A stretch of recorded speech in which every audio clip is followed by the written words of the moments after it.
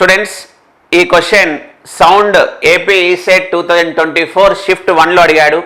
The beat frequency produced by the vibrations of 2 waves ఇచ్చాడు. So we know that beat frequency formula is F2 minus F1. Beat frequency number of beats formula ఏంటి? F2 minus F1.